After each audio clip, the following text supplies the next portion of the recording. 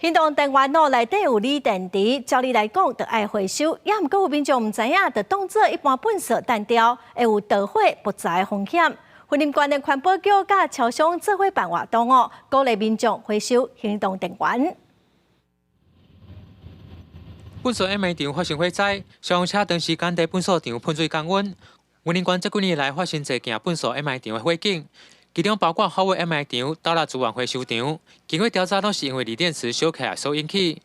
行动电源的使用量也越来越大，内含锂电池，如果随着一般垃圾丢入垃圾车，可能会经过压缩碰撞而致灾。应该年纪比较大的人会不知道啊。我们这边应该都很清楚的。为了要废弃的行动电源回收率提升，云林县环保局由11月开始。 和超商业者举办奖励活动，只要民众摕到废弃的行动电源，到超商回收就送加币，希望当降低地灾风险，买当修复环境。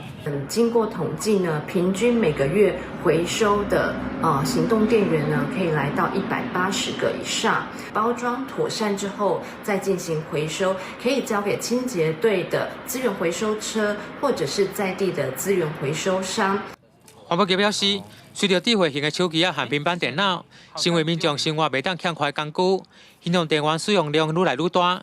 但佫有袂少民众对废弃的行动电源欠缺正确回收概念，嘛希望莫佫将买低的行动电源偏来一般粪扫，避免过后日拍爆炸引起火灾。记者用云林报道。